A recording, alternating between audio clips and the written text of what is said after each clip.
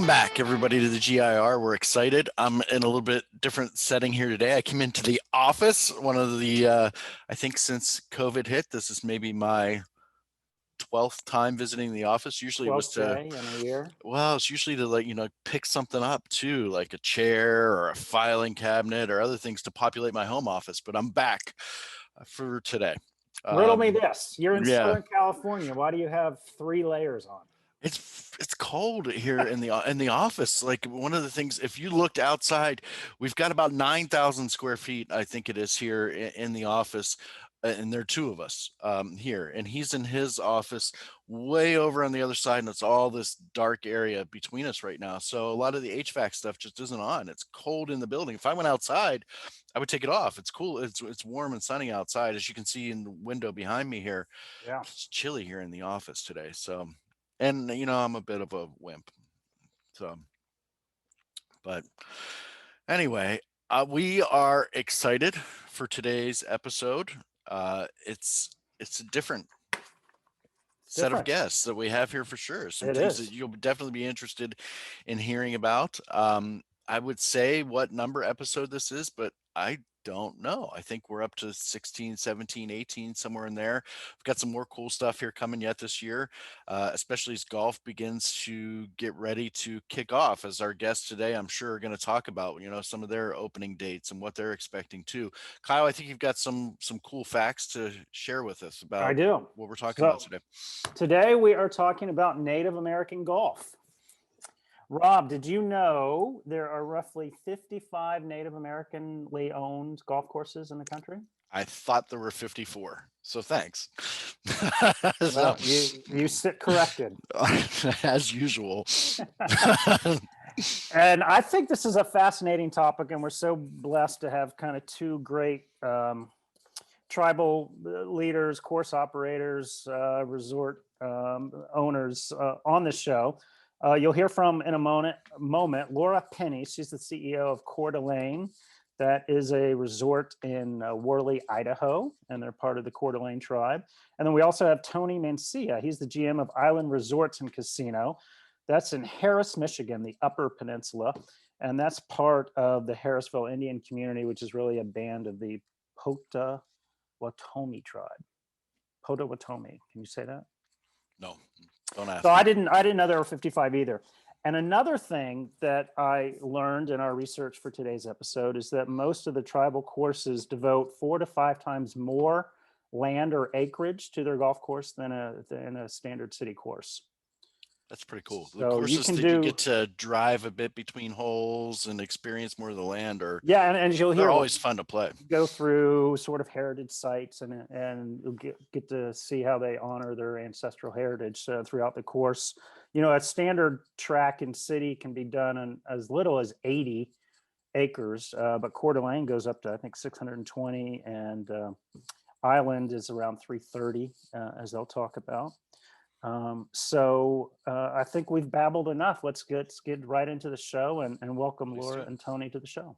We're so excited to have you both on the show today to discuss and explore really the heritage and the ancestral kind of components that Native American tribes have begun to, or for a long time really, have incorporated into their resort properties, their casino properties, and for our purposes, the golf properties. So why don't we just take a quick moment and have you each kind of briefly introduce yourself and more particularly your properties. And then I know Rob and I have some questions to dig a little deeper.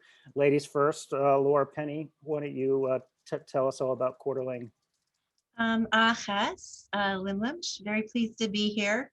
My name is Laura Penny, and I'm currently the CEO. I've been CEO since October 2019, so pretty new to my position.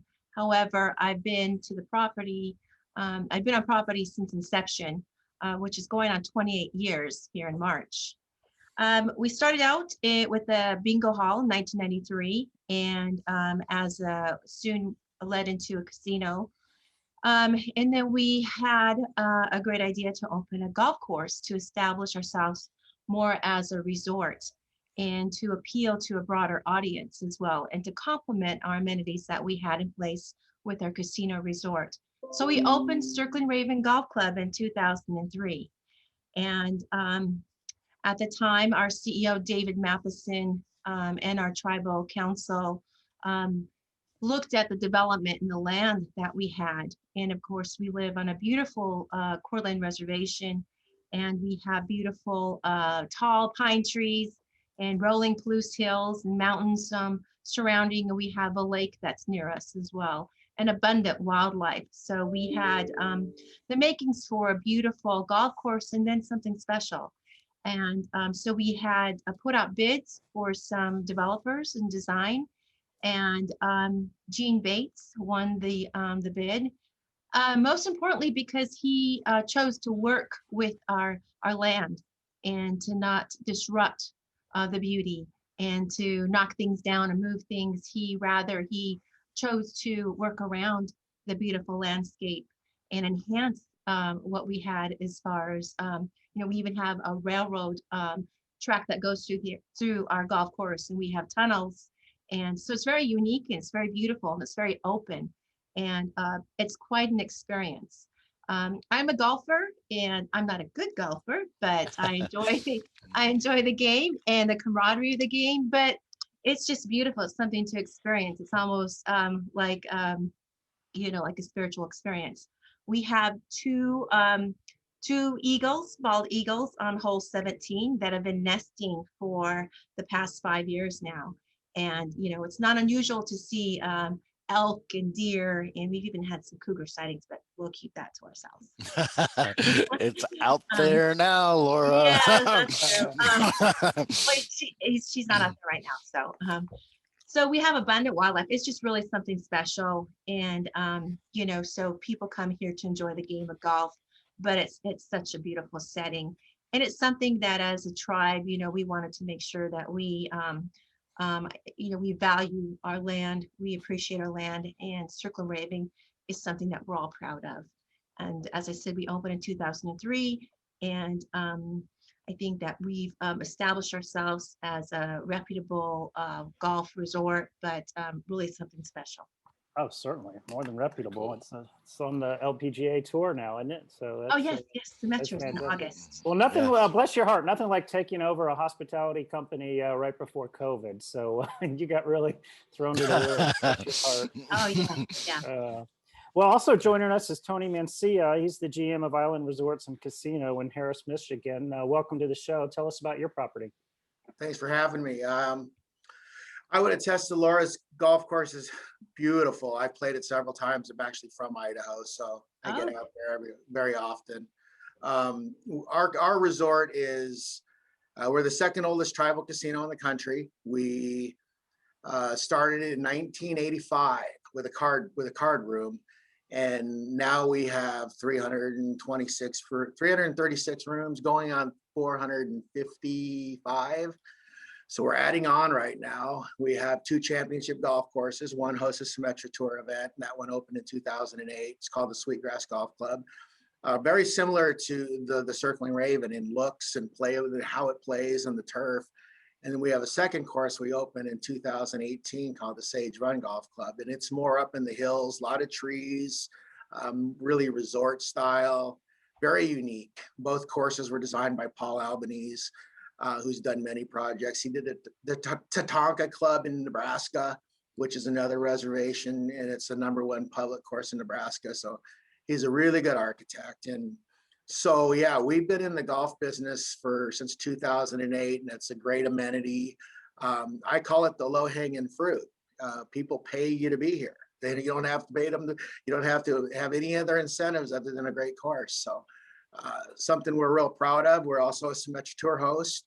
We've been doing that since 2011. We'll be hosting our 10th event this year, and we love having it. It's a great thing for the area, for our sponsors, for our customers, and the golfers in the area love to watch it. One thing I'm lucky enough to get to work with a lot of resorts of all types in the golf industry. And one thing that I've heard over the years pretty continually is that, especially from those operating the golf course specifically, is that golf is really an amenity at the resort as much as anything. But you guys have succeeded in not just building quality golf courses, but you've attracted professional play. You know, is there a constant juggling act in maintaining a reputation as a quality, competitive golf facility, but then also that amenity to your resort and casino customers? Well, we've been doing it quite a while, and the tour really sets the course up for the players. So Okay. that's really not we really don't worry about the pros. All they do is move them back a tee, and they cut the greens slower, and they get the greens faster. But with that being said, we have it set up with quick greens, and players can play from wherever they want. And they can have that tour experience if they want to play a 6,600 yard course. And so it's all there. So Symetra, this will be our first year hosting. We were supposed to host last year, and of course, because of pandemic, we had to reschedule. So we're pretty excited, and we're not sure what to expect, but we've heard great things. And we did speak with Tony earlier with his team, and they had nothing but great things to say as far as the effect on the resort as well as the community. So we're very much looking forward to that. And Symetra has a great reputation of bringing quality golfers and attracting some great sponsorships. So we're really looking forward to the new tour coming. As far as an amenity, golf has been amenity for us. However, Circle and Raven has kind of taken off on its own and established itself as far as much more than just an amenity. It definitely complements our brand and also enhances our resort, and as far as getting out our name. And so it's complemented us well. Yeah, one of the things I was really curious that if you guys could touch on is, it's sort of a two-part question. As your tribes look to expand beyond casinos into the amenity of the golf courses, how did you sort of balance the need to steward ancestral lands?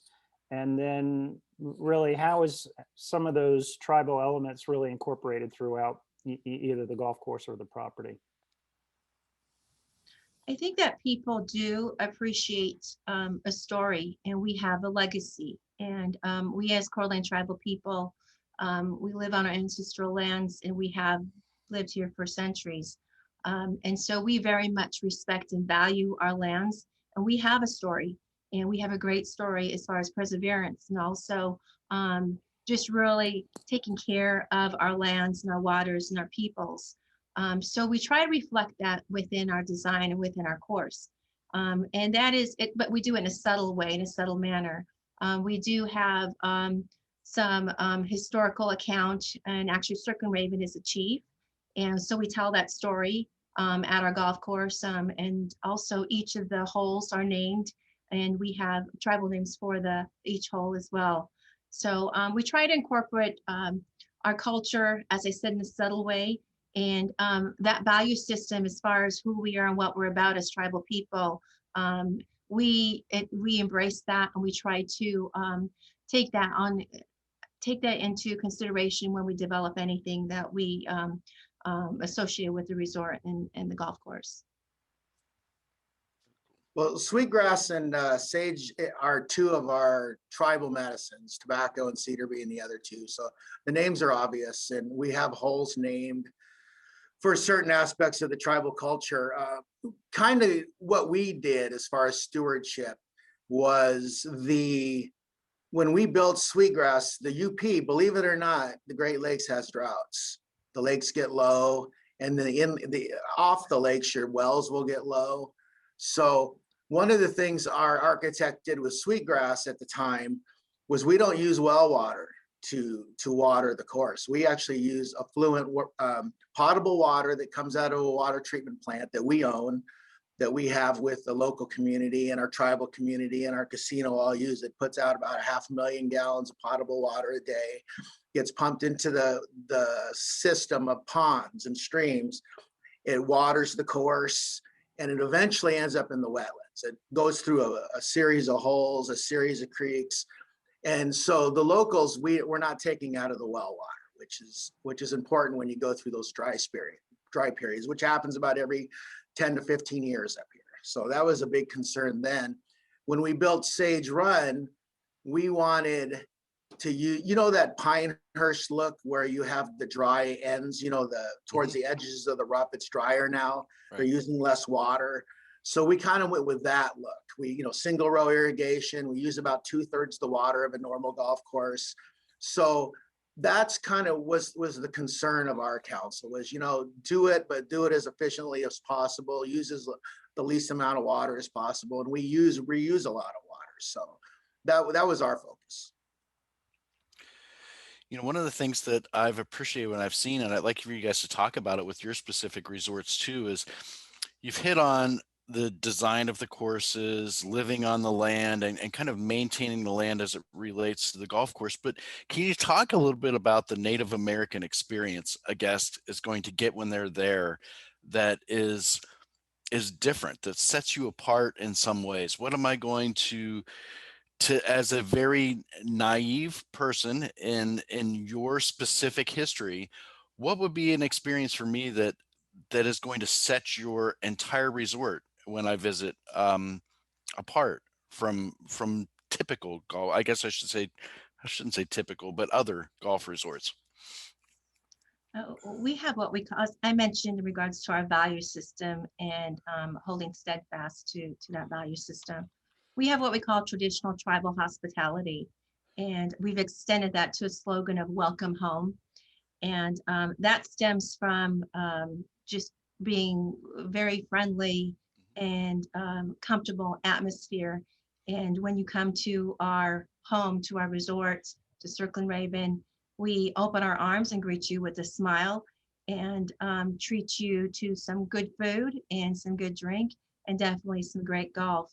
And we try to enhance that experience by offering that extra special friendliness. And so we're known for that, and that comes from a value system as well. Years ago, we were Quarterling, of course, is a French name, and it means heart of an owl, which is AWL, and that meant that we were shrewd traders. And we have I-90, which is an interstate highway that passes up through North Idaho and Coeur d'Alene. And we were shrewd traders and traded utilizing that road.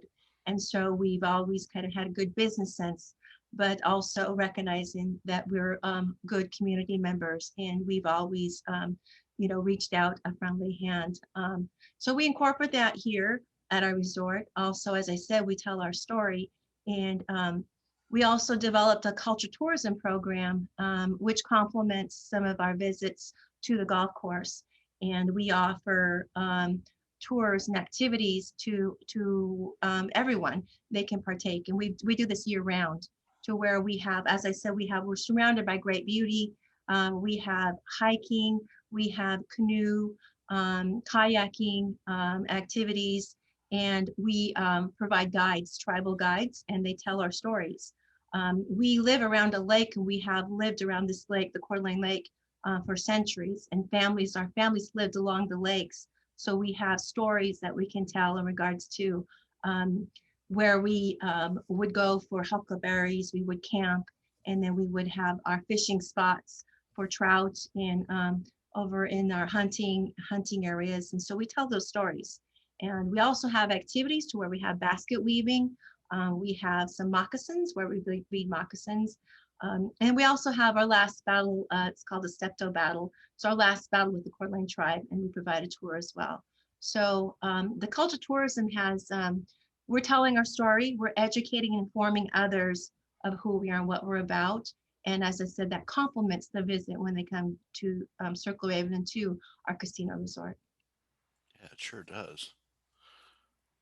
Well, we're known as the Hannahville Indian community that owns the Island Resort and Casino, and we've been here for a long time. And if you're a visitor to our resort, you can be as interested as you want.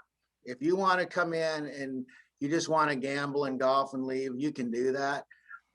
We do have a lot of tribal members that work here, so you're going to know you're on a reservation real fast, whether you seek to or not. But within our casino, we have a lot of history of, our chairman's on the wall, history of the tribe. So if you're interested, you can see it right there in the casino. We have a museum right off the 5th tee box of our Sweetgrass course that is open to the public, and it's really nice. Goes through the history of the tribe. And we have a powwow every year in late June, 3rd week of June, that it's open to the public. It's not a cultural affair. It's more of a social affair, if that makes any sense. It's not religious. It's social. So it's open to the public. Anyone can come. It's advertised locally. We've had people travel a long ways to go see it, and they understand what it is. People will tell them what it's about. You can go see the museum. It's on the same grounds. So interestingly, the Sweetgrass course got built because of a lady named Zoe Brzezowski. She came up here in the early 20s with her parents when she was 8 years old. They went to a powwow. They got invited to a feast. They came back 2 years later and did it again. And she outlived her 2 kids. She lived to be in her 90s. She outlived her 2 children, and she left us all her money when she retired, when she passed away. And it was about $3.5–4 million of seed money that we used to build the golf course. Oh. So we named the 8th hole after her. It's called Zoe Brzezowski. People always ask me who it was. I said, she's a nice lady. Never met her, but it was all from a powwow. And they came two times in 3 years. And she told her best friend, I met her best friend at the hearing, and I'm an attorney. I've been with the tribe for 23 years, and 6 of it has been as the general manager, 17 was as a lawyer. And she told me the whole story, and she said her mom, Zoe never forgot that. And so you never know who you're going to impact. Fascinating. I don't think I told the story of the Circling Raven, the name. And as I said, he was a chief, but he also was a prophet. So he prophesied the coming of the black robes. And so which is Catholicism, and mentioned to the tribe that things are changing and that the black robes will help us adjust to that change.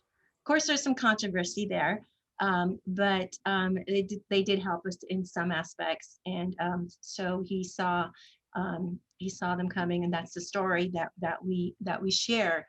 As I said, we have that displayed within our golf course. And Circling Raven is a beautiful logo. We have our beautiful raven on there. I should have wore it today, but we definitely will. It will complement the Symetra Tour logo as well. So yeah.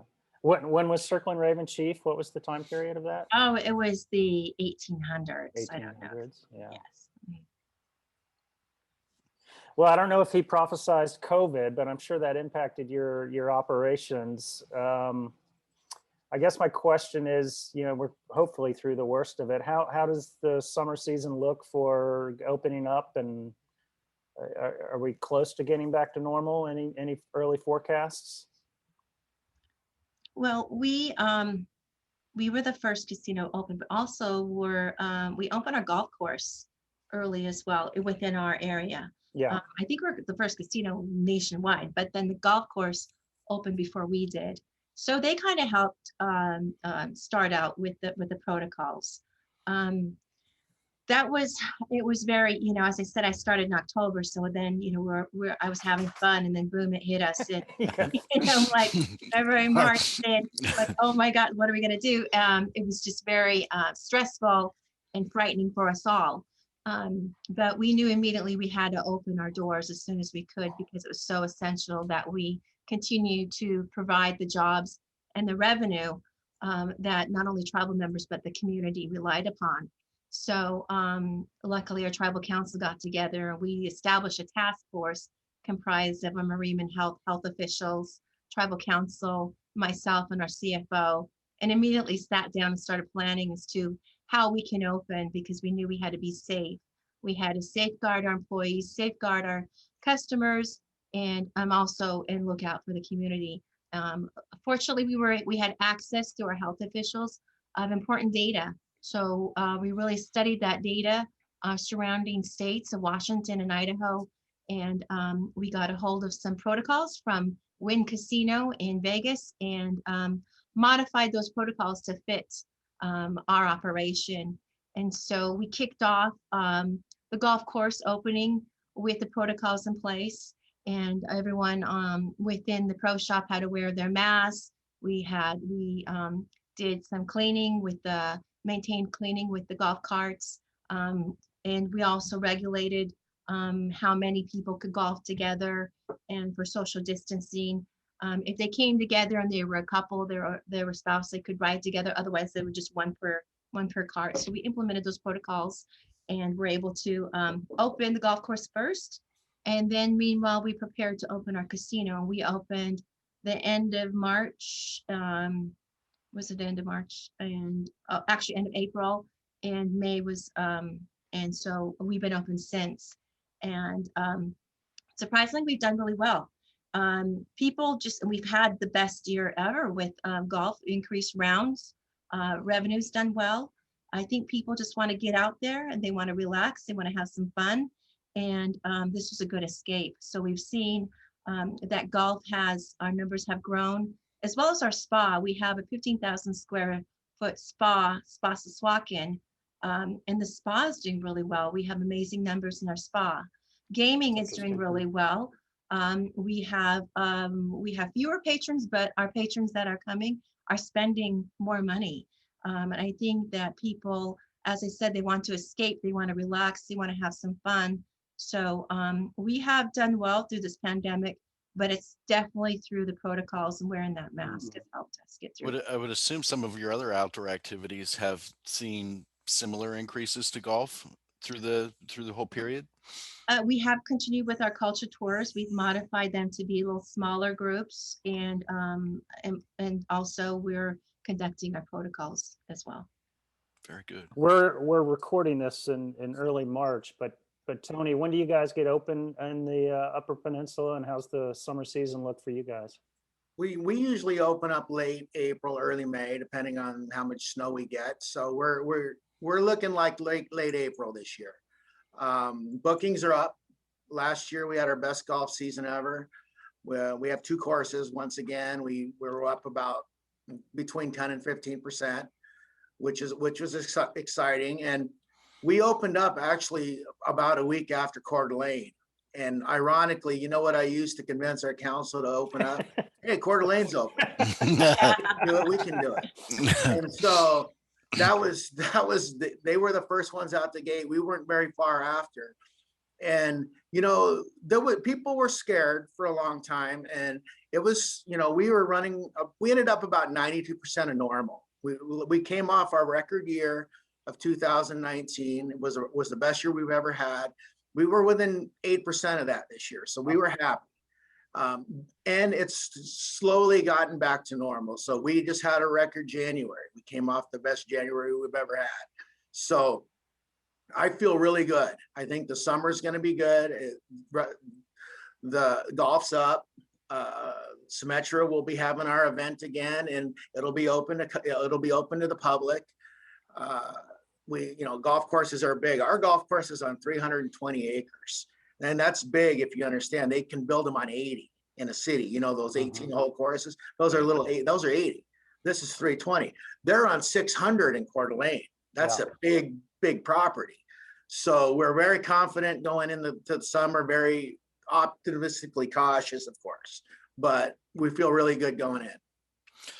Now I want to come visit each of your properties, and I don't care whether this is shameless or not shameless kind of plugs here, but can you guys tell us and tell me and all of the listeners what's the easiest way from any major airport in the United States to get to your resorts?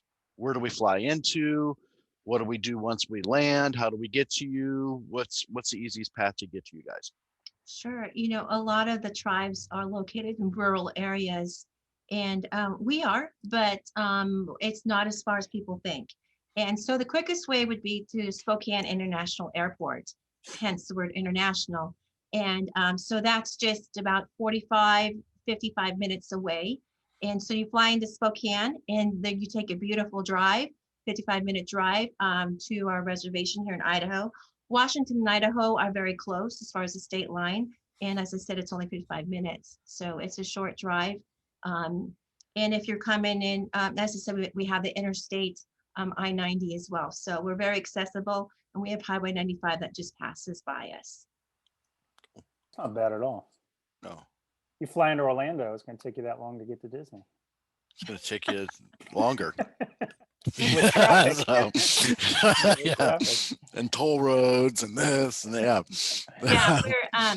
Yeah, Spokane is just like 45 minutes away. And then Coeur d'Alene, Idaho is only 25 minutes. How north. far from Boise are you? Boise is about 8 hours. 8 hours. That's a haul. Mhm, That's a haul. All right. That's a tall state. mhm. Yeah. What about you, A long Tony? ways to go from Boise up there, but it's beautiful. That's probably one of the prettiest drives in the country. For us, we're in the UP of Michigan, about 90 minutes northeast of Green Bay. You can fly to Green Bay, drive up. We have Marquette Airport, which is about 50 minutes away, which has a lot of airlines. It's a bigger airline. It's a bigger airport. And then we have a local Escanaba Airport. If you fly in there, you can get connections from Milwaukee, and we'll pick you up there. It's only 13 miles away. We have shuttles. We can drive you here, drive you to the courses. So if you come that close, you don't even have to get a car. So people come different ways, and or drive. You can drive up. We have major highways that come through here, so real accessible. Good. And you guys are always welcome, by the way. If you're in the area and you want to come up, let me know, and we'll get out there and we'll golf with you. Yeah. Good excuse Cool. to get out and golf. Kyle and I haven't played golf together since pre-COVID. It's That's been true. just over That's a year true. now, You too. need to plan the So- GIR remote interview That's session. right. Yeah. Well, you got 2 guests coming this summer, so you can count on that. Yeah, that would be great. The weather's been pretty mild, so we're thinking end of March we may be able to open. Usually we wow. open about mid-April, but let me knock on some wood that we'll be able to open in March. Yeah, that may have just caused a snowstorm, Laura. Let's. And we have some wonderful, good valued stay and play packages as well. They're usually around $289 or so, and that's for 2 Oh. to stay in our hotel. We have 300 rooms in our hotel. I mentioned our spa, 15,000 square foot spa, Wow, and that's we huge. have about 1,300 gaming machines, and we still have bingo on weekends. And we have we closed down our buffet since COVID. Mhm. And we're working on putting in a couple of food courts, have a food court with a couple fast food outlets. We're looking at an Asian outlet and maybe a fair food outlet, high-end gaming area. So that should be open and up and running by the end of the summer. What's the buffet prognosis? So I'm curious there, because buffets are always so popular at any casino. What's the conversation there related to when, if ever, they may come back? Well, we most likely will not be Not bringing okay. back our buffet. Actually, COVID was a good chance to kind of look at, what was working, what was not working. Mhm. It was very popular. We had a seafood buffet that was very popular, but we lost a lot of money.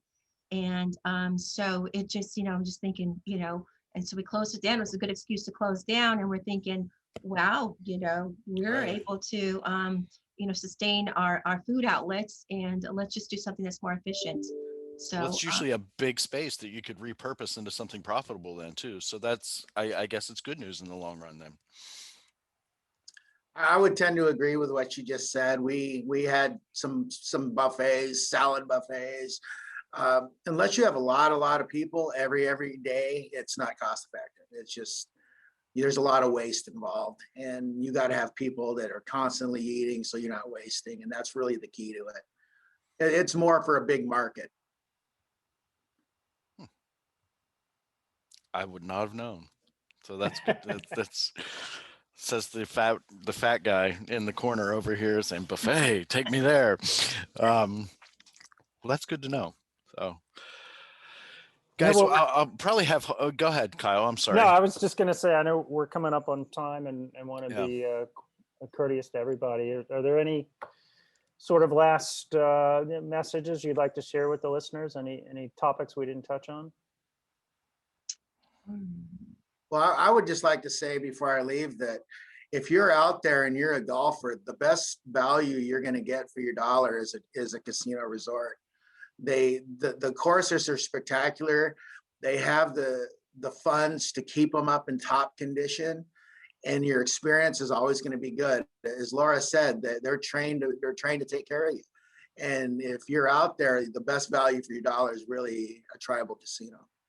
Well, I appreciate you guys having us. I don't want to Yeah. Dude, thank you too. Thank you for coming on. This we was- could have